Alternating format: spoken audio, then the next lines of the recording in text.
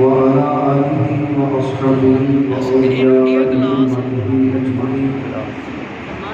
قال الله تبارك وتعالى في القرآن المجيد في شأن حبيبه مخبرا وآمرا إن الله وملائكته يصلون على النبي يا أيها الذين آمنوا صلوا عليه وسلموا تسليما. الصلاة والسلام عليك يا رسول الله وعليك يا نبي الله وعلى آلك وأصحابك يا نبي الله. مولاي صل وسلم دائما أبدا على حبيبك خير خلق كلهم. يا ربي بالمصطفى بلغ مقاصدنا واغفر لنا ما مضى يا واسع الكرم.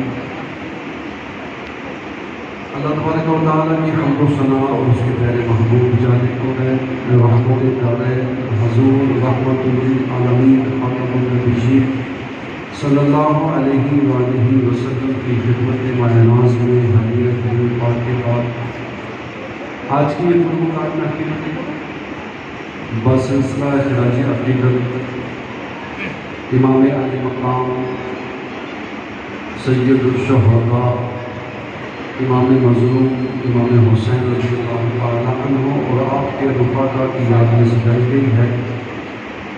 خالق کائنات جل جلالہ کی بات میں دعا کرتے ہیں کہ اللہ پاک ہمارا یہاں پر آنا بیٹھنا سنا سنانا اپنی بارگاہ میں قبول فرمائے.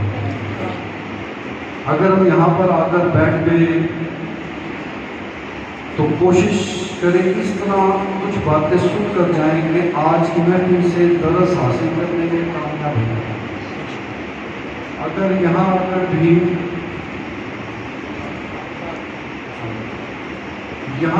باتیں نہیں کرنی ہے اور توجہ کے ساتھ وہ باتیں جو میں آپ کو دینے کے لیے آیا ہوں وہ دے کر نہیں جانی تو ہمارے اور گلی میں کھڑے ہونے والے کے درمیان فرق اتنا ہے کہ ہمیں یہاں بیٹھنے کا ثواب ملے گا اور گلی میں جو کھڑے ہیں ان کو اس کا ثواب نہیں ملے گا.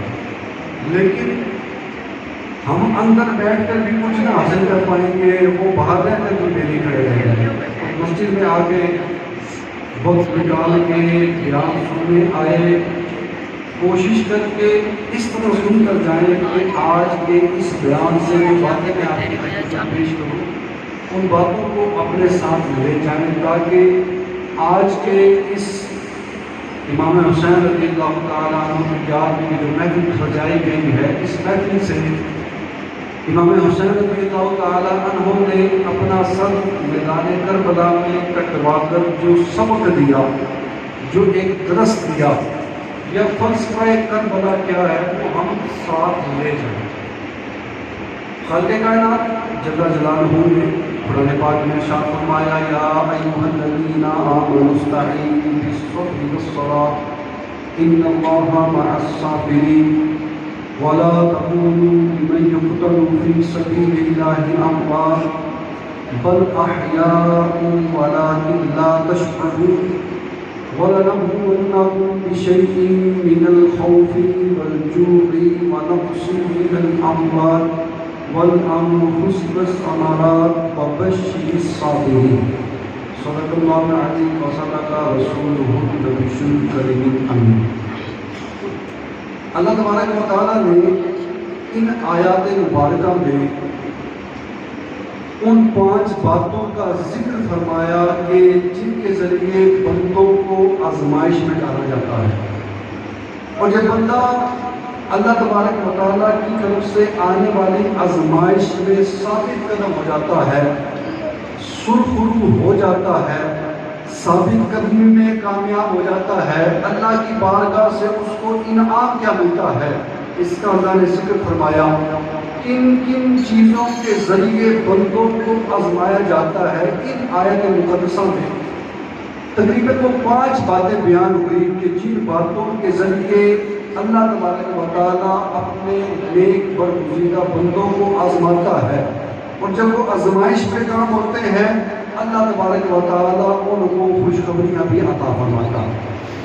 اب اللہ تبارک و تعالیٰ نے ان آیات میں فرمایا نماز کے ذریعے اور صبر کے ذریعے مجھ سے مدد طلب کرو. نماز کا بیان کیا، صبر کا بیان کیا، آیت کے ایک حصے میں آزمائش کا بیان کیا، فرمایا تمہیں آزمایا بھی جائے گا. پھر آیت میں آزمائش کا ذکر کرنے کے بعد صبر کا بیان کیا، فرمایا تمہیں جب آزمائش آئے تو صبر بھی کرنا ہے، اور پھر صبر کرنے والوں کو اللہ جزا کیا عطا فرمائے گا، صبر کرنے والوں کو اللہ صلہ کیا عطا فرمائے گا. اللہ نے اس صلے کو بھی ان آیات میں ذکر فرمایا. اب اللہ تبارک و تعالیٰ نے قرآن پاک کی ان آیات میں فرمایا وَلَا نَبْلُوَنَّكُم بِشَيْءٍ مِّنَ الْخَوْفِ، اے میرے بندو تمہیں ضرور آزمایا جائے گا خوف کے ذریعے، وَالْجُوعِ، اور تمہیں ضرور آزمایا جائے گا بھوک کے ذریعے، وَالْأَنفُسِ، اور تمہیں تمہاری جانوں کے بدلے بھی آزمایا جائے گا، اور فرمایا وَالثَّمَرَاتِ، تمہیں پھلوں کی کمی سے بھی آزمایا جائے گا. اب جو بندہ اللہ تبارک و تعالیٰ کی طرف سے ان آزمائشوں میں کامیاب ہو جائے، اللہ تبارک و تعالیٰ فرماتا ہے خوف سے آزمایا گیا بندہ کامیاب ہو گیا، جانوں سے آزمایا گیا بندہ کامیاب ہو گیا، تکلیفوں سے آزمایا گیا بندہ کامیاب ہو گیا، اور صبر کیا. اللہ تبارک و تعالیٰ فرماتا ہے وَبَشِّرِ الصَّابِرِينَ الَّذِينَ إِذَا أَصَابَتْهُمْ مُصِیبَۃٌ، خوشخبری ہے صبر کرنے والوں کے لیے کہ جب ان کو کوئی مصیبت آتی ہے قالوا، وہ کہتے ہیں اِنَّا لِلَّهِ وَإِنَّا إِلَيْهِ رَاجِعُونَ، ہم اللہ کے لیے ہیں اور اسی کی طرف ہم نے لوٹ کر جانا ہے. اب تاریخ کی کتاب اٹھا کر دیکھیں، تاریخ میں کوئی واقعہ ایسا نہ ملے گا کہ ایک ہی میدان میں، ایک ہی واقعے میں، یا ایک ہی شخص کو ایک ہی وقت میں ان پانچوں آزمائشوں کے ساتھ آزمایا گیا ہو سوائے واقعہ کربلا. اب ان آیات کے تناظر میں اگر واقعہ کربلا کو ہم رکھے، امام حسین رضی اللہ تعالیٰ عنہ کو ان پانچوں آزمائشوں سے کربلا کے میدان میں آزمایا گیا، اور واقعہ کربلا جب یہ سننے بیٹھے ہیں یہ صرف قصہ اور کہانی نہیں ہے، یہ حق اور باطل کا ایک معرکہ تھا. اللہ تبارک و تعالیٰ نے حق کو ظاہر فرمایا، حق کو فتح عطا فرمائی، باطل ہمیشہ کے لیے نصف نابود ہوا. تو صرف ایک قصے اور کہانی تک ہم اس معرکہ کو محدود نہ رکھیں، بلکہ اس معرکے کو سمجھیں. اللہ تبارک و تعالیٰ نے محبوب کے پیارے نواسے کے ذریعے ہم تک کیا پیغام پہنچایا، اور بات صرف یہاں تک نہیں. اللہ تبارک و تعالیٰ نے امام حسین اور آپ کے رفاقوں کو عزتیں دی، عظمتیں دی، برکتیں دی، حضور کی اہل بیت کو عزتیں دی. آج اگر کوئی اہل بیت کی محبت کا ذکر کرے، اہل بیت کی محبت کا دم بھرے، تو اہل بیت کی محبت کا کبھی بھی یہ مطلب نہیں کہ بندہ صحابہ کی توہین کرے، صحابہ کی گستاخی کرے. اور اگر کوئی صحابہ کی محبت کا دم بھرے، صحابہ کی محبت کا ذکر کرے، اس کا ہرگز یہ مطلب نہیں کہ بندہ اہل بیت کی توہین کرے. آج جس زندگی کی ڈگر سے ہم گزر رہے ہیں، جن حالات سے اور جن معاملات سے گزر رہے ہیں، بعض لوگ اہل بیت اطہار کی محبت کا دم بھرتے ہیں، صحابہ کی توہین کرتے ہیں. بعض لوگ صحابہ کی محبت کا دم بھرتے ہیں، اہل بیت اطہار کی توہین کرتے ہیں. امام فخر الدین رازی رحمۃ اللہ تعالیٰ علیہ ایک جملہ لکھتے ہیں، آپ فرماتے ہیں ہمارا بیڑا پار ہے. اور یہ جملہ لکھنے کے بعد آپ نے دو حدیثوں کا ذکر کیا. ایک حدیث ذکر کرتے ہیں، میرے آقا صلی اللہ علیہ وسلم نے فرمایا اصحابی کالنجومی بأیہم اقتدیتم. میرے آقا نے فرمایا لوگوں سنو، میرے صحابہ ستاروں کی طرح ہے، صحابہ میں سے جس کے بھی پیچھے چلو گے اللہ تعالیٰ تمہیں ہدایت عطا فرمائے. سبحان اللہ. اب حضور نے یہ بھی نہ فرمایا کسی بھی حدیث میں کہ جس صحابی کا نام صدیق ہوگا اس کے پیچھے نہیں چلنا. کسی بھی حدیث میں حضور نے یہ نہیں فرمایا کہ جس صحابی کا نام عمر ہوگا اس کے پیچھے نہیں چلنا. کسی بھی حدیث میں یہ نہیں آیا کہ جس صحابی کا نام امیر معاویہ ہوگا اس کے پیچھے نہیں چلنا. کسی بھی حدیث میں یہ نہیں آیا کہ جس صحابی کا نام ابو سفیان ہوگا اس کے پیچھے نہیں چلنا. فرمایا اصحابی کالنجوم، میرے سارے کے سارے صحابہ ستاروں کی طرح ہے، جس کے پیچھے بھی چلو گے اللہ تعالیٰ ہدایت عطا فرمائے. کشتی کے ذریعے سفر کیا جاتا تھا. رات کے وقت آسمان پر جو ستارے نکلتے تھے ان ستاروں کو دیکھ کر کشتی اپنا سفر طے کرتی تھی اور منزل مقصود تک پہنچتی تھی. اور اگر وہ کشتی یا کشتی والے ستاروں کی چال کو چھوڑ دیتے تو منزل مقصود تک پہنچنے میں کامیاب نہ ہوتے. تو امام فخر الدین رازی فرماتے ہیں ہمارا بیڑا پار ہے. کیسے بیڑا پار ہے؟ کہ ہم حضور کے صحابہ سے محبت کرنے والے ہیں. وہ صحابہ جو ستاروں کی مثل ہیں ہم ان کے پیچھے چلنے والے ہیں. جب ستاروں کے پیچھے چلیں گے تو انشاءاللہ بھٹکیں گے نہیں. پھر دوسری حدیث حضور نے ذکر کی. امام فخر الدین رازی دوسری حدیث ذکر کرتے ہیں میرے آقا علیہ الصلوۃ والسلام نے ارشاد فرمایا میری اہل بیت کشتی نوح کی مثل ہے. جو کشتی نوح میں سوار ہوا وہ ہلاکت سے بچ گیا. مطلب یہ ہوا کہ جس نے اہل بیت کی محبت کو پکڑا, اہل بیت کی محبت کو دل میں جگہ دی, اہل بیت کی محبت کا دامن تھاما, وہ بھی ہلاکت سے بچنے میں کامیاب ہو گیا. اب نتیجہ یہ نکلتا ہے کہ اگر بندہ صحابہ کی محبت کو اپنائے, صحابہ کی محبت کو دامن میں لے کر آئے, صحابہ کی محبت کو زندگی کا حصہ بنائے, وہ بندہ بھٹک نہیں سکتا. جن لوگوں نے صحابہ کو چھوڑا وہ بھٹک گئے, کیونکہ صحابہ کے بارے میں حضور نے فرمایا میرے صحابہ ستاروں کی مثل جو ستاروں کی چال کو چھوڑ دیے وہ بھٹک گئے. ہم نے صحابہ کو نہ چھوڑا انشاءاللہ بھٹکیں گے نہیں. اور حضور نے فرمایا میری اہل بیت کشتی نوح کی مثل ہیں جو اس میں سوار ہوا کامیاب ہو گیا. ہم صحابہ کے دامن کو بھی تھامنے والے ہیں, بھٹکیں گے نہیں. ہم اہل بیت کے دامن کو بھی تھامنے والے ہیں, ہلاکت میں نہیں پڑیں گے. انشاءاللہ بحفاظت منزل مقصود تک پہنچ جائے. اپنے دامن کو صحابہ کی محبت سے بھی پر رکھنا ہے, اہل بیت کی محبت سے بھی پر رکھنا ہے. اور ہم صحابہ سے محبت کیوں نہ کریں؟ وہ صحابہ کے جن کے بارے میں میرے آقا نے فرمایا لوگوں سنو, تم میں سے کوئی پہاڑ کے برابر سونا خرچ کرے اور میرا صحابی مٹھی بھر جو خرچ کرے, میرے صحابی کی مٹھی بھر جو تمہارے پہاڑ بھرے سونے سے بھی بڑھ کر زیادہ ثواب رکھا. ہم صحابہ سے محبت کیوں نہ کرے کہ جن کے بارے میں میرے آقا نے فرمایا اللہ فی اصحابی. میں لوگوں صحابہ کے بارے میں میرے رب سے ڈرو, لا تتخذوا غرسا بعدی, ان کو میرے بعد نشانہ نہ بنانا. من احبہم فبحبی احبہم. اور میں لوگوں سنو جو میرے صحابہ سے محبت کرتا ہے اس لیے محبت کرتا ہے کہ اس کے دل میں مصطفیٰ کی محبت ہے. آج اگر کوئی صحابہ سے پیار کرتا ہے, صحابہ سے پیار کرنا اس بات پر دلیل ہے کہ وہ مصطفیٰ سے بھی پیار کرتا ہے. میرے آقا نے فرمایا من احبہم فبحبی احبہم. جو صحابہ سے محبت کرتا ہے اس لیے محبت کرتا ہے کہ میری محبت اس کے دل میں موجود ہے. ومن ابغضہم فببغضی ابغضہم. اور جو صحابہ کے خلاف منفی سوچیں دل میں رکھتا ہے, جو صحابہ کی توہین کرتا ہے, جو صحابہ کا دل میں بغض رکھتا ہے, فرمایا صحابہ کا بغض اس بات پر دلالت کرتا ہے کہ اس کے دل میں مجھ مصطفیٰ کا بغض بھی موجود ہے. ہم صحابہ سے محبت کیوں نہ کریں کہ جن کے بارے میں مصطفیٰ صلی اللہ علیہ وسلم نے فرمایا اے ابو بکر تو دنیا میں بھی میرا ساتھی ہے, تو غار کا بھی میرا ساتھی ہے, تو حوض کوثر کا بھی میرا ساتھی ہوگا. ہم ان صحابہ سے محبت کیوں نہ کریں کہ جن کے بارے میں رسول کریم صلی اللہ علیہ وسلم کے پیارے صحابی حضرت علی رضی اللہ کہتے ہیں انبیاء کے بعد آسمانوں کا یہ سورج اگر کسی افضل بندے پر طلوع ہوا اس افضل بندے کو ابو بکر صدیق کہتے ہیں. ہم ان لوگوں سے محبت کیوں نہ کریں کہ جن کے بارے میں علی المرتضیٰ شیر خدا فرماتے ہیں جو بندہ مجھے حضرت ابو بکر صدیق سے بڑھ کر افضل جانے, جو بندہ مجھے حضرت عمر سے بڑھ کر افضل جانے, میں اس کو جھوٹے بندے کی سزا دوں گا. ہم ان سے محبت کیوں نہ کریں کہ جن کے بارے میں حضرت علی فرماتے ہیں حضرت علی نے کسوٹی بیان کر دی.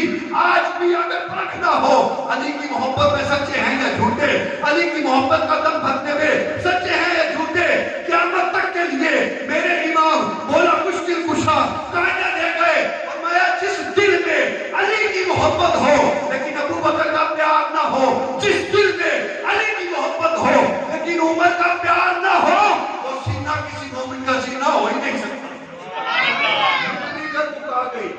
کون ہے جی روایت پیش کرنے والے؟ حضرت علی کہتے ہیں وہ سینہ کسی نکاح ہو ہی نہیں سکتا جس سینے میں علی کی محبت تو ہو مگر شیخین کریمین کی محبت نہ ہو.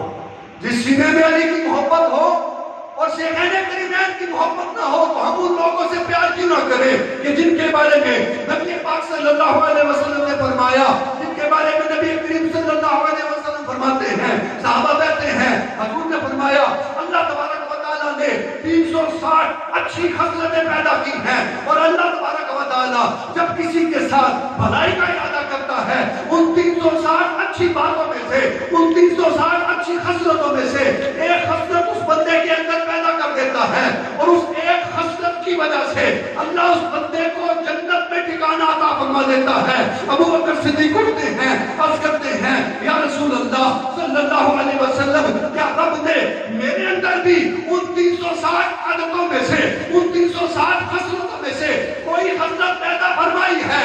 میرے آقا فرماتے ہیں ابو بکر تجھے مبارک ہو، اللہ نے پوری 360 خصلتیں عطا فرمائی.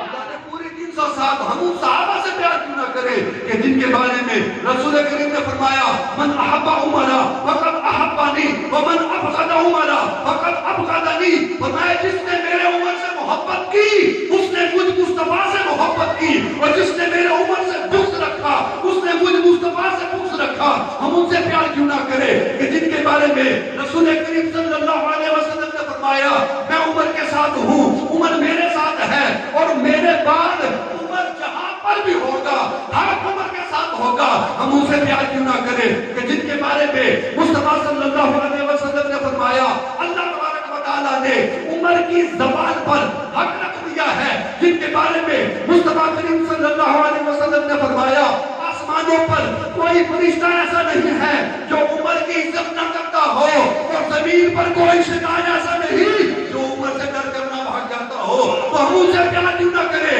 کہ جن کے بارے میں رسول کریم فرماتے ہیں لو کان بعد نبی کان عمر، کہتے ہیں اگر میرے بعد نبی ہونا ممکن ہوتا تو ضرور عمر بن خطاب نبی ہوتے. سبحان اللہ. کہا نبوت نے حضرت عمر کی ان خصوصیات کو دیکھ لیا تھا جو خصوصیات ایک نبی میں ہونی چاہیے اور فرمایا اگر میرے بعد کوئی نبی ہوتا، اول تو نبی ہے ہی نہیں، اگر نبی ہوتا تو ضرور وہ عمر بن خطاب ہوتے. ہم ان سے پیار کیوں نہ کریں کہ جن کے بارے میں نبی کریم صلی اللہ علیہ وسلم نے فرمایا اگر میری 10 بیٹیاں بھی ہوتی میں یہ کتاب دے کرے حضرت عثمان کے نکاح میں دے دیتا. اللہ مجھے 10 بیٹیاں دیتا میں ایک ایک کر کے حضرت عثمان سے اس کا نکاح کر دیتا. ہم ان سے پیار کیوں نہ کریں کہ جن کے بارے میں نبی کریم صلی اللہ علیہ وسلم نے فرمایا آسمان کے فرشتے عثمان سے حیا کرتے ہیں، جن کے بارے میں نبی کریم صلی اللہ علیہ وسلم نے ارشاد فرمایا بولا میں عثمان سے محبت کرتا ہوں، تو بھی عثمان سے پیار کر اور جو عثمان سے پیار کرے مولا تو اس کو بھی اپنا محبوب بنا دے. تو ہم ان سے پیار کیوں نہ کریں کہ جن کے بارے میں نبی کریم صلی اللہ علیہ وسلم نے ارشاد فرمایا کہ ہر نبی کا جنت میں ایک ساتھی ہوتا ہے اور میرا جنت میں ساتھی حضرت عثمان ہوگا. میرا جنت کا ساتھی حضرت عثمان ہوگا. اور ہم اس صحابی سے کیوں نہ پیار کریں؟ پوری کائنات میں کوئی بندہ حضرت عثمان کے علاوہ ایسا نہیں کہ جس کے نکاح میں نبی کی 2 شہزادیاں ہوں، جس کے نکاح میں نبی کی 2 شہزادیاں ہو. نبی کی 2 شہزادیاں نکاح میں آتی ہیں، عثمان غنی سے عثمان ذی النورین بن جاتے ہیں. اور بڑی مزے کی بات یہاں پر ایک حقیقت بھی بیان کرتا چلوں. حضرت عثمان غنی رضی اللہ تعالی عنہ آپ کی زوجیت میں مصطفیٰ صلی اللہ علیہ وسلم کی یکے بعد دیگر 2 شہزادیاں آئی اور ان 2 شہزادیوں کی نسبت کی وجہ سے آپ ذی النورین بن گئے. ہر طرح کے لوگ عثمان غنی کو 2 نور والا مانتے ہیں. میں کہا جی قربان جاؤ نبی کی شان پر. جس نبی کی شہزادیوں کی یہ شان ہے کہ جن سے اس کا تعلق جڑ جائے نبی کی شہزادیاں اس کو نور والا بنا دے، تو جس نبی کی شہزادیاں عام انسان کو نور والا بنا دیتی ہیں اس نبی کے اپنے نور کی شان کا عالم کیا ہوگا؟ اس نبی کے اپنے نور کی شان کا عالم کیا ہوگا؟ تو ہم ان سے پیار کیوں نہ کریں جن کے بارے میں میرے آقا صلی اللہ علیہ وسلم نے فرمایا کہ کل صبح کو میں جھنڈا اس کے ہاتھ میں دوں گا کہ جو اللہ سے پیار کرتا ہے، کہ جس سے اللہ پیار کرتا ہے مصطفیٰ بھی پیار کرتے ہیں اور وہ بھی اللہ اس کے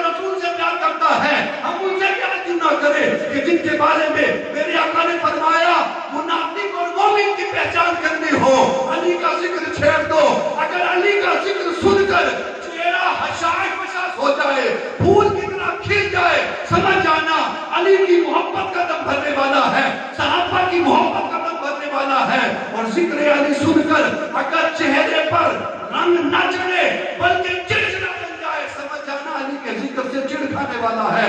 صحابہ کہتے ہیں ہم نے اگر کسی منافق کو پہچاننا ہوتا ہم اس منافق کے سامنے علی کا ذکر کرتے اور منافق کو پہچان جاتے.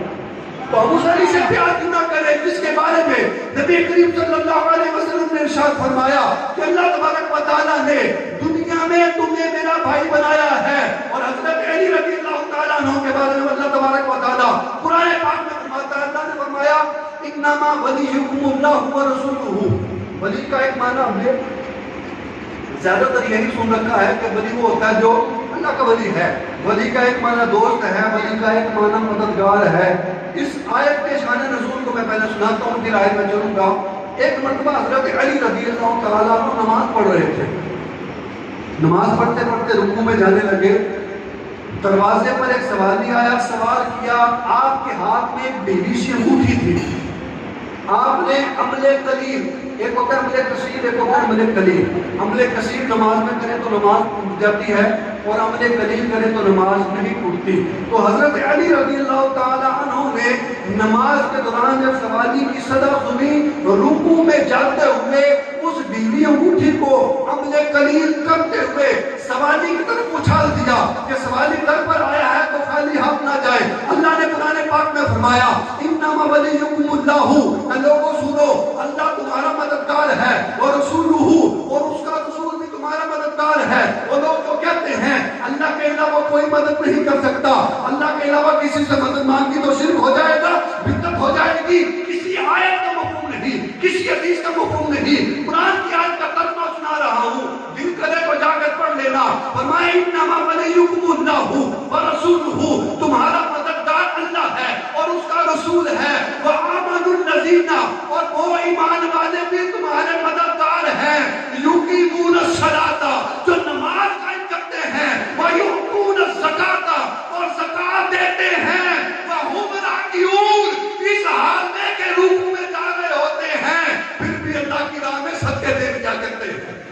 پھر بھی اللہ کی راہ میں صدقے دے دیا کرتے ہیں. اور شاید یہاں پر قلم اٹھاتا ہے، شاید کہتا ہے جسے علی کی ولایت کا اعتراف نہیں، لاکھ سجدے کرے ایک گناہ معاف نہیں، دل میں ہو بغض علی اور بدن پر حج کا احرام، ارے یہ تیرے نصیب کے چکر ہے کوئی بابا. تو ہم صحابی کا ذکر کیوں نہ کرے کہ جن کے بارے میں میرے آقا فرماتے ہیں علی تیرے چہرے کو دیکھنا عبادت ہے. ہم ان کا ذکر کیوں نہ کرے کہ جن کے بارے میں فرمایا علی کا ذکر کرنا عبادت ہے. ہم ان کے بارے میں ذکر کیوں نہ کرے، ہم ان سے محبت کیوں نہ کرے کہ جن کا رسول اپنی کمری کے اندر چھپائے. حضرت علی المرتضیٰ تشریف فرما ہے، حضرت فاطمہ الزہرا تشریف فرما ہے، مصطفیٰ تشریف فرما ہے، امام حسن تشریف لاتے ہیں، مصطفیٰ اپنی کمری میں چھپا لیتے ہیں. امام حسین تشریف لاتے ہیں، مصطفیٰ اپنی کمری میں چھپا لیتے ہیں. فاطمہ الزہرا تشریف لاتی ہیں، مصطفیٰ کمری میں چھپا لیتے ہیں. علی المرتضیٰ تشریف لاتے ہیں، مصطفیٰ کمری میں چھپا لیتے ہیں. اور اللہ کی بارگاہ میں دعا کرتے ہیں مولا یہ میرے اہل بیت ہیں. اللہ قرآن پاک نازل فرماتا ہے، اللہ فرماتا ہے انما یرید اللہ لیذہب عنکم الرجس. اللہ تبارک و تعالیٰ تو یہی چاہتا ہے اے نبی کے گھر والوں تم سے ناپاکی کو دور کر دے، وَيُطَہِّرُکُمْ تَطْہِیرًا، اور تمہیں خوب پاک صاف کر دے. محبوب دعا مانگتے مولا یہ میرے گھر والے ہیں ان کو ستھرا کر دے. اللہ تبارک و تعالیٰ فرماتا ہے محبوبہ میں تو چاہتا ہی یہی ہوں کہ تیرے گھر والوں کو ستھرا کر دوں. ایک مصطفیٰ کی چاہت ہے، ایک رب کی چاہت ہے، اور یہ مصطفیٰ کے گھر کا منظر ہے کہ مصطفیٰ ہیں، مولا مشکل کشا ہے، فاطمہ الزہرا ہے، حسنین کریمین ہے. ایک منظر مصطفیٰ کے گھر کا ہے، پنجتن پاک بیٹھتے ہیں، محفل سجی ہے. ایک منظر مصطفیٰ کی مسجد کا ہے، ایک منظر گھر کا ہے کہ مصطفیٰ ہے، مولا مشکل کشا ہے، فاطمہ الزہرا ہے، حسنین کریمین ہے. ایک منظر مصطفیٰ کے در کا ہے کہ مصطفیٰ ہے، ابو بکر صدیق ہے، عمر فاروق اعظم ہے، حضرت عثمان ہے، مولا علی ہے. ایک منظر در کا ہے، ایک منظر گھر کا ہے. ایک منظر ہم نے در پر دیکھا، ایک پنجتن پاک ہم نے گھر پر دیکھا، ایک پنجتن ہم مسجد میں دیکھ رہے. شاید کہتا ہے ایک صفت عمر، ایک سمت علی صدیق ادھر عثمان ادھر، ان جگمگ جگمگ تاروں میں مہتاب کا عالم کیا ہوگا؟ ایک سمت پر ایک سمت علی صدیق ادھر عثمان ادھر، ان جگمگ جگمگ تاروں میں مہتاب کا عالم کیا ہوگا؟ ایک طرف حضور کے گھر کا منظر ہے کہ مصطفیٰ ہے، مشکل کشا ہے، فاطمہ الزہرا ہے، حسنین کریمین ہے، پنجتن پاک کا گھرانہ ہے، ایک طرف مصطفیٰ کے در کا منظر ہے، مصطفیٰ ہے، صدیق اکبر ہے، مولا مشکل کشا ہے، عمر فاروق اعظم ہے، عثمان غنی ہے، ہم حضور کے گھر والوں کے بھی ممکن نہیں ہے، ہم حضور کے در والوں کے بھی ممکن نہیں ہے، ارے تبھی تو ہم ڈبل پنجتنی ہیں، ڈبل پنجتنی ہے، صرف ایک پنجتنی نہیں، ڈبل پنجتنی ہے، ہم حضور کے گھر والوں کو بھی مانتے ہیں، حضور کے در والوں کو بھی مانتے ہیں، تو ہم ان صحابہ سے پیار کیوں نہ کریں؟ یہ صحابہ کی شان میں حضور نے باتیں بیان کی، اور ہم ان لوگوں سے پیار کیوں نہ کریں جن کے بارے میں میرے نبی کریم صلی اللہ علیہ وسلم نے فرمایا حسین منی و انا من الحسین، فرمایا حسین مجھ سے، میں حسین سے ہوں۔ جب بندہ کسی سے کمال کی محبت کرتا ہے نا، جب بندہ کسی سے کمال کی محبت کرے اور وہ محبت انتہا کو پہنچ جائے اور اس محبت کا جب اظہار کرنا ہو تو عربی کے اندر بندہ اس طرح کے جملے بولتا ہے، اور اگر اس کو فارسی میں ترجمہ کیا جائے تو فارسی میں ترجمہ کچھ یوں بنتا ہے۔ فارسی کا شاعر حضور کے اس فرمان کی فارسی میں تشریح کرتا ہے، فارسی کہتا ہے من تو شدم تو من چودی، من تن شدم تو جان چودی، طاقت نہ گوید باد عزی تو دیگرم من دیگری۔ شاعر کہتا ہے میں تو ہو گیا، تو میں ہو گیا، میں جسم ہوں تو جان ہے، اور ہم دونوں کا تعلق آپس میں ایسے جڑ گیا ہے کہ اب کوئی نہیں کہہ سکتا کہ تو کوئی اور ہے میں کوئی اور ہوں۔ حضور نے بتایا حسین منی و انا من الحسین۔ اب کربلا کے منظر کو تھوڑا سا میں بیان کرنے لگا ہوں۔ کربلا نے ایک منظر یہ دیکھا، نبی سکینہ حضرت عباس علمدار رضی اللہ تعالیٰ عنہ کی خدمت میں تشریف لائی اور عرض کرنے لگی چچا جان پیاس سے زبان سوکھ چکی ہے، 3 دن ہو گئے پیاس برداشت کرتے ہوئے، کبھی ایسا ہونا کہ کوئی طریقہ ہو آپ پانی لائیں، پانی پیتے قبیلے والے اور دیگر نہیں پیے۔ حضرت عباس نے نبی سکینہ کے پاس میں پانی لینے کے لیے تیار ہوئے۔ امام حسین نے جب دیکھا کہ میرا بھائی پانی لینے کے لیے دریائے فرات میں جا رہا ہے، آپ نے روکا، کہا بھائی جان نہ جاؤ، سفر بڑا طویل ہے، کربلا سے واپس مدینے جانے کی ذمہ داری تمہاری ہے، سفر بڑا طویل ہے، اگر تم بھی اس میدان میں جا کر شہید ہو گے تو ان عورتوں کو کربلا کے میدان سے مدینہ طیبہ کون لے کر جائے گا؟ لیکن آپ کے بھائی کہنے لگے کہ میرے ہوتے ہوئے مجھے گوارا نہیں کہ دشمنوں کی تلواریں اور نیزیں آپ کے سینے تک پہنچے۔ حضرت عباس علمدار رضی اللہ تعالیٰ عنہ گھوڑے پر سوار ہوتے ہیں، میرے امام اپنے بھائی کو گھوڑے پر سوار کرتے ہیں، دریائے فرات تک پہنچے۔ دریائے فرات کا پانی مشکیزے کے اندر بھرنے کے بعد چولو بھرتے ہیں، پینے لگتے ہیں، یاد آتی ہے کہ نہیں ابھی تو خیمے میں سکینہ پیاسی بیٹھی ہے، ابھی تو خیمے میں اور بہت سے لوگ پیاسے بیٹھے ہیں، آج ہم یہاں ہر چیز کی سہولت موجود اور کی عبادت کرنے کا جو حق ہے ادا نہیں کر پاتے۔ ان لوگوں نے میزوں کی چھاؤں میں نمازوں کو نہ چھوڑا، ان لوگوں نے تلواروں کی چھاؤں میں بھی نمازوں کو نہ چھوڑا۔ آج دین پر عمل کرنے کی بات آئے تو ہمارے بہانے نہیں ختم ہوتے، ہماری ذمہ داریاں نہیں ختم ہوتی، ہماری ڈیوٹیاں نہیں ختم ہوتی۔ تو حضرت عباس علمدار رضی اللہ تعالیٰ عنہ مشکلہ بھر کر واپسی کا جب سفر باندھتے ہیں، شمر آتا ہے، کہنے لگتا ہے عباس تمہارا میرا ننیال کا رشتہ بنتا ہے، دیکھو میں تمہارے لیے امان لے کر آیا ہوں، اگر تم یزید کی بیعت کر لو تو دریائے فرات کا پانی تمہارے لیے کھلتا ہے، اتنا مرضی پیو۔ فرمایا اگر تم امام حسین سے صلح نہیں کر سکتے، ان کو امان نہیں دے سکتے، تو میں بھی تمہاری امان کو بیٹھو کر کو رکھتا ہوں۔ یہ کہہ کر آپ نے مشکیزے کو ہاتھ پر ٹانگا، گھوڑے پر سوار ہوئے، خیموں کی طرف منہ کر کر گھوڑے کو ایٹ لگائی۔ شمر نے اور بعض کہتے ہیں دیگر یزیدیوں نے آپ پر بڑھ کر بات کیا تو وہ مشکیزہ جس ہاتھ پر تھا اس ہاتھ کو تلوار ماری کٹ کٹ گیا. آپ نے الٹے ہاتھ میں مشکیزہ ڈالا, الٹے ہاتھ پر بھی تلوار مار کر اس کو کاٹ دیا گیا. آپ نے اس کو دانتوں میں دبا دیا اور خیمے کی طرف گھوڑے کو رخ لگائی. خیمے کی طرف پہنچتے پہنچتے اتنے دنوں کے بعد ہوئے وہ مشکیزے کے اندر جو پانی تھا سارے کا سارا بہ گیا. اور حضرت عباس علمدار رضی اللہ تعالیٰ عنہ گھوڑے نیچے زمین پر تشریف لے آئے. امام حسین نے جب یہ منظر دیکھا میدان کربلا میں گئے, اپنے چچا عباس کے لاشے کو اٹھا کر خیمے پہ لائے. اور خدا کی قسم میرے امام کو اشارہ کرتے نا, دریائے فرات تو میرے امام کے قدموں میں آ جاتا, بلکہ دریائے فرات قرآن کے اس انتظار میں تھا. دریائے فرات گویا زبان حال سے کہتا تھا امام ایک بار اشارہ تو کرے, ایک بار حکم تو کرے, ایک بار آڈر تو جاری کرے.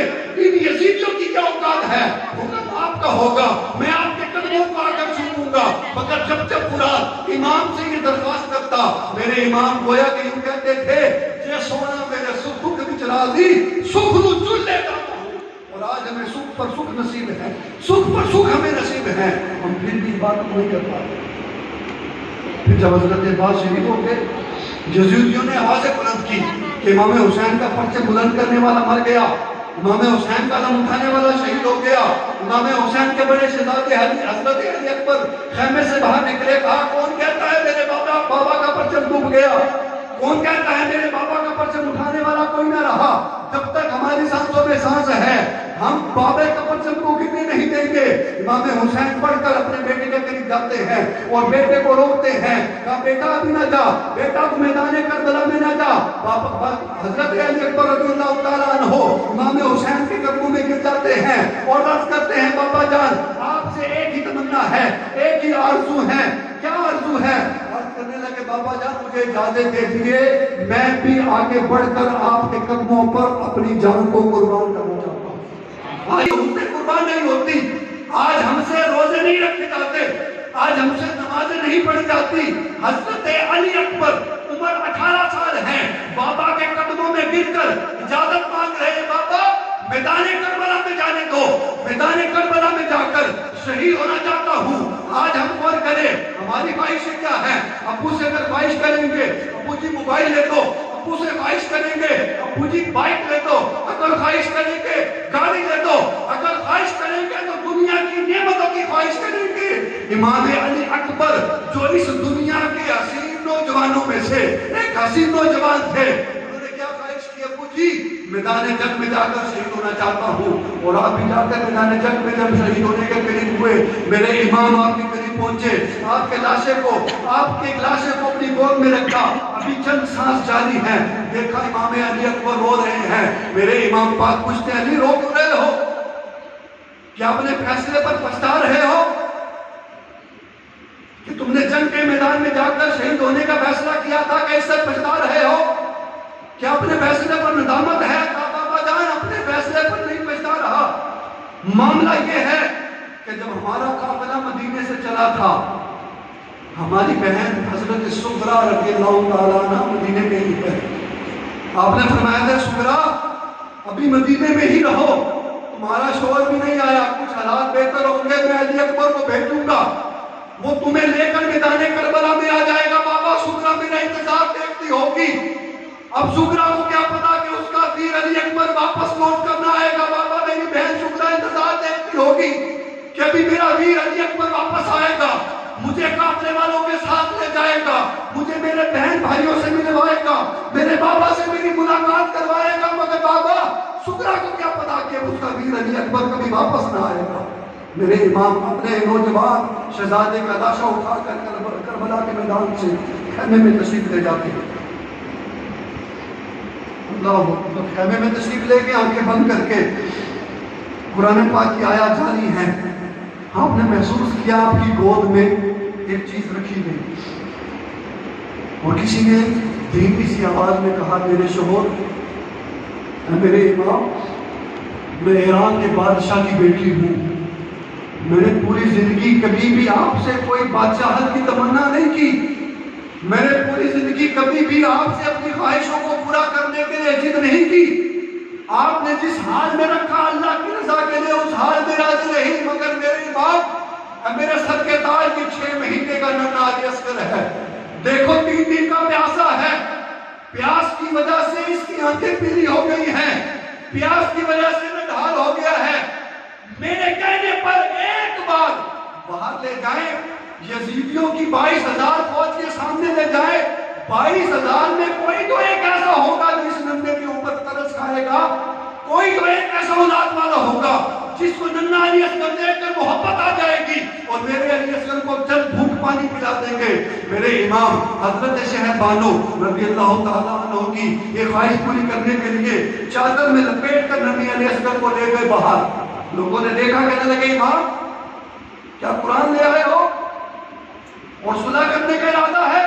سن لو، یزید کی بیعت کے علاوہ صلح کا کوئی طریقہ نہیں ہے، یزید کی بیعت کے علاوہ صلح کا کوئی طریقہ نہیں۔ فرمایا اگر میں نے صلح کرنی ہی ہوتی میں اپنے بیٹوں کے شہید ہونے سے پہلے کر لیتا، اگر میں نے صلح کرنی ہی ہوتی انہوں محمد اپنے بھتیجوں کے شہید ہونے سے پہلے کر لیتا، صلح کرنی ہی ہوتی اپنے بھائی کے شہید ہونے سے پہلے ہی کر لیتا۔ دیکھو میں اپنے ننھے شہزادے کو لے کر آیا ہوں، آج ایک مجھ سے سودا کر لو، میرے بیٹے کو چند گھونٹ پانی پلا دو، میں تم سے وعدہ کرتا ہوں حوض کوثر پر اپنے نانا سے سیراب کروا دوں گا۔ چند گھونٹ دنیا میں پانی پلا دو، حوض کوثر پر اپنے نانا سے تمہیں سیراب کرواؤں گا۔ وہ یزیدی جن پر دنیا کی دولت کا نشہ سر چڑھ کر بو رہا تھا، جن کی آنکھوں پر دنیا کی چاہت کی ہوس چڑھی ہوئی تھی، وہ کہنے لگے امام سے اس کا بیٹا چھین لو، اور جب تک یہ بیعت نہیں کرے گا اس کا بیٹا واپس نہ کریں گے۔ ایک کہنے لگا بیٹا چھینو نہیں بلکہ بیٹے کو بھی شہید کر دو۔ میرے امام نے جب یہ باتیں سنی، امام علی اصغر رضی اللہ تعالیٰ عنہ کو اپنی جھولی میں اپنی باہوں میں جکڑ لیا اور ایک یزیدی نے اس قدر زور سے ذہن میں مجھے تیر چلایا کہ میرے امام کی بازو پار کر ننھی علی اصغر کی گردن سے باہر نکل آیا، اور آج ہم نے اس دین کا مذاق بنا رکھا۔ پھر امام تلے تنہا نکلے جب اکیلے رہ گئے۔ واقعے کو مختصر کر رہا ہوں میں بالکل۔ آج ہماری بہنیں اپنے بھائیوں کو، ویر کو گھوڑے پر سوار کرتی ہے دولہا بنا کر کہ میرا ویر شادی پر جا رہا ہے، ویر کی رسمیں کرتی ہیں، بڑے چاؤ کے ساتھ بناؤ سنگار کرتی ہیں، بڑے چاؤ کے ساتھ اپنے ویر کو تیار کرتی ہیں۔ حضرت زینب نے بھی کربلا کے میدان میں ایک واقعہ نقل کیا، ایک واقعہ نظم کیا تاکہ رہتی دنیا تک تاریخ یہ جان لے کہ اسلام ہم تک آسانی سے نہیں پہنچا۔ آج کی بہنیں اپنے ویروں کو تیار کرتی ہیں، بناؤ سنگار کرتی ہیں، شادی کے لیے تیار کر رہی ہیں۔ حضرت زینب کا بھی حوصلہ دیکھے، پتہ ہے ویر مقتل میں جائے گا، میدان کربلا میں جائے گا، زندہ واپس نہیں آئے گا، لیکن قیامت تک کے لیے تاریخ قائم کرنے کے لیے بھیج دیا تاکہ لوگوں کو پتہ چل جائے یہ تو دین پہنچا ہے، یہ آسانی سے نہیں پہنچا ہے، بڑی قربانیوں کے بعد پہنچا ہے۔ آپ اپنے بھائی کو تیار کرتی ہیں، پتہ امام حسین واپس نہیں آئیں گے، پھر بھی تیار کر کے کربلا کے میدان میں بھیج دیا۔ المختصر، میرے امام نے کربلا کے میدان میں جا کر سجدہ کیا، سجدے میں آپ کا سر کٹ گیا۔ مکہ المکرمہ مدینہ المطیبہ سے لے کر کربلا کی زمین تک، کربلا کی زمین سے لے کر سجدے تک، سجدے سے لے کر نیزے کے اوپر تلاوت کرنے تک امام نے کربلا کے میدان میں جو درس دیا۔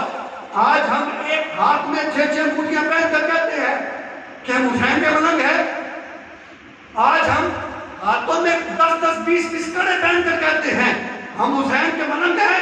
حسینیت انگوٹھیاں پہننے کا نام نہیں ہے، حسینیت ہاتھوں میں کڑے پہننے کا نام نہیں ہے، حسینیت لمبی لمبی لٹیں رکھ لینے کا نام نہیں ہے، حسینیت مہینہ مہینہ نان آنے کا نام نہیں ہے، حسینیت رب کے فرمانوں سے روح گردانی کرنے کا نام نہیں ہے، حسینیت رب کی نافرمانی کرنے کا نام نہیں ہے، حسینیت وعدہ خلافی کا نام نہیں ہے، حسینیت وعدوں کو توڑنے کا نام نہیں ہے، حسینیت شریعت کے خلاف جانے کا نام نہیں ہے، حسینیت رب کے احکام کو نہ ماننے کا نام نہیں ہے، بلکہ امام حسین نے مدینہ طیبہ سے لے کر دشت کربلا تک اور دشت کربلا میں آ کر شہید ہونے تک اور شہید ہونے سے لے کر نیزے کی نوک پر قرآن پاک کی تلاوت کرنے تک یہ درس دے کر بتایا حسینیت پاکیزگی کا نام ہے، حسینیت تقوی کا نام ہے، حسینیت خوف خدا کا نام ہے، حسینیت اللہ کے احکام پر چلنے کا نام ہے،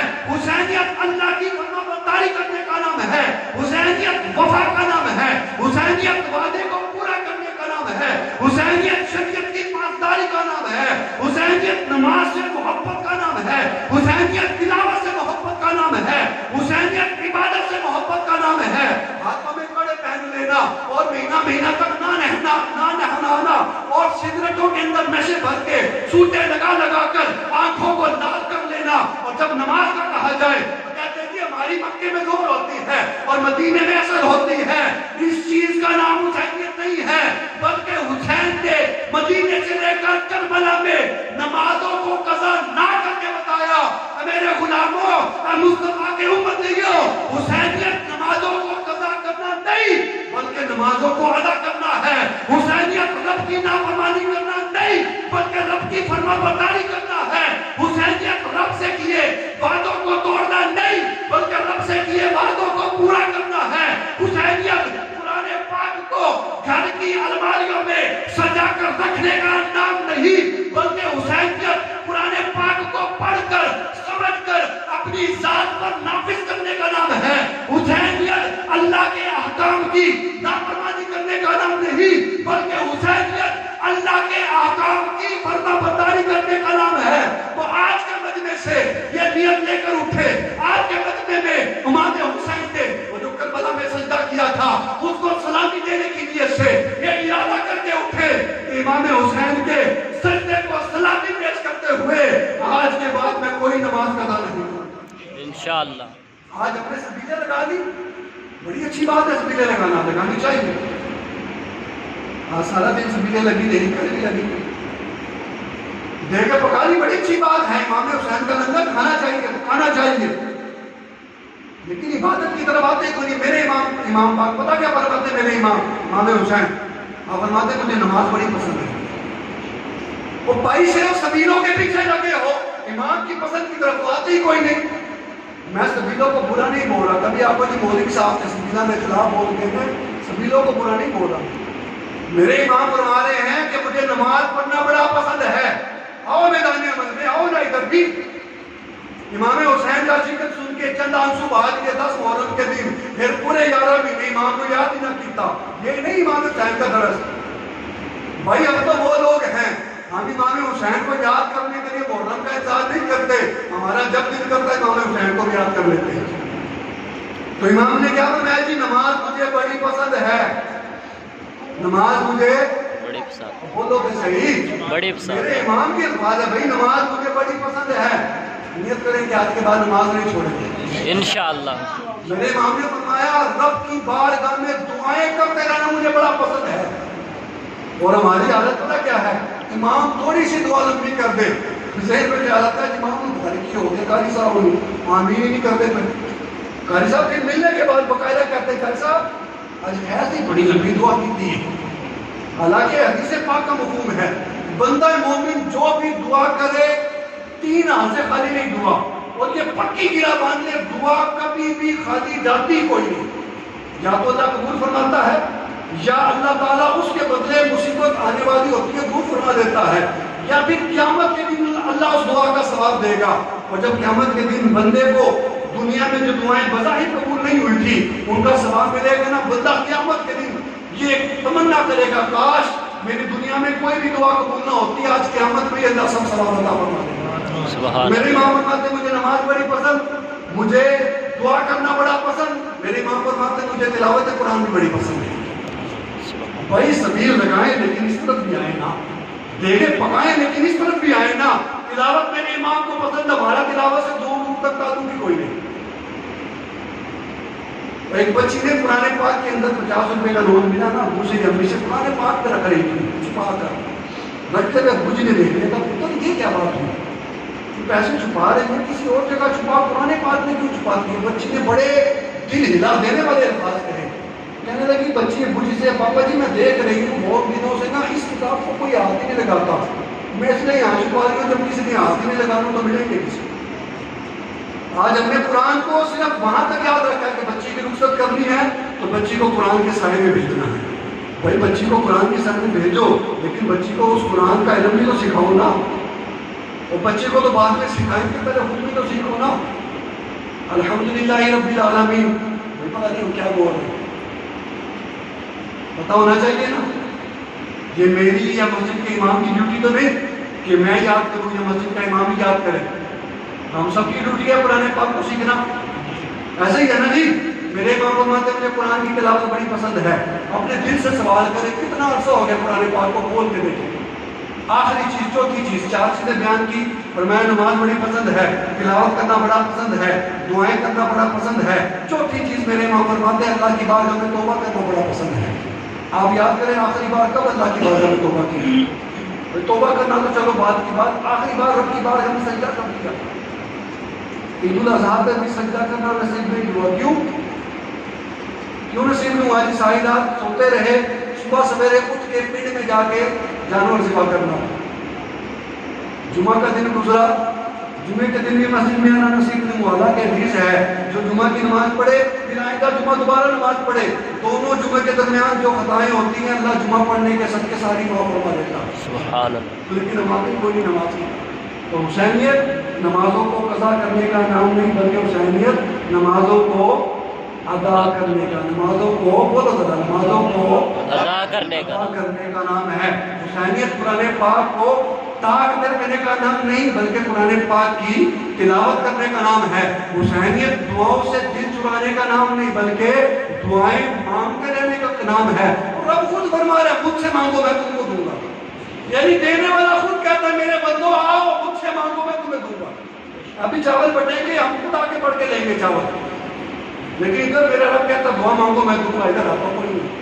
تو حسینیت کثرت سے دعائیں مانگنے کا نام ہے. حسینیت کثرت سے رب کی بارگاہ میں رجوع کرنے کا نام ہے. تو آج کی اس محفل سے یہ نیت لے کر اٹھے کہ میں نے جو ابھی آخر میں 4 باتیں بیان کی کم از کم ان چاروں پر عمل کریں. شبیدے لگائیں, چاول پکائیں, دیگ لگائیں, مٹھائی بانٹیں, سب کچھ کریں.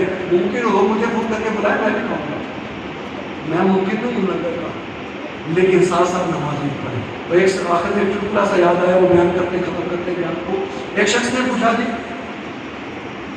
کہتا تم گھوڑے کو چومتے ہو؟ کہتے جی ہم گھوڑے کو نہیں چومتے, ہم رسول جناب کو چومتے ہیں. میں کہتے جی کیوں چومتے ہو؟ کہنے لگے امام حسین نے کربلا میں سواری کی تھی اس لیے چومتے ہیں. کہ جی پکے رہنا جی اس لیے چومتے ہو؟ جی امام حسین کی نسبت سے برکت والا ہو گیا اس لیے اب اس گھوڑے کی نسل میں سے اب تک جتنے گھوڑے آ رہے ہم چومتے ہیں. کہ جی پکے رہنا, کہتے جی پکے ہیں. میں نے کہا جی یہ بتاؤ حسین افضل ہے کہ حسین کا نانا افضل ہے؟ کہا جی حسین کا نانا ہی افضل ہے. حسین افضل تو ہے لیکن حسین کے نانا جان زیادہ افضل ہے. میں کہا جی حسین سے جس گھوڑے کو نسبت ہو جائے اس کی برکت تمہارے نزدیک اتنی زیادہ ہے کہ آج تک اس کی نسل والے گھوڑوں کو چومتے ہو. اور جس ابو بکر صدیق کے کندھوں پر حسین کے نانا سوار ہوئے اس صدیق اکبر کی شان کا عالم کیا. اللہ پاک اچھوں کے اور سچوں کے دلوں کے ساتھ رہنے کی سعادت عطا فرمائے. آمین. صلی اللہ علیہ وسلم.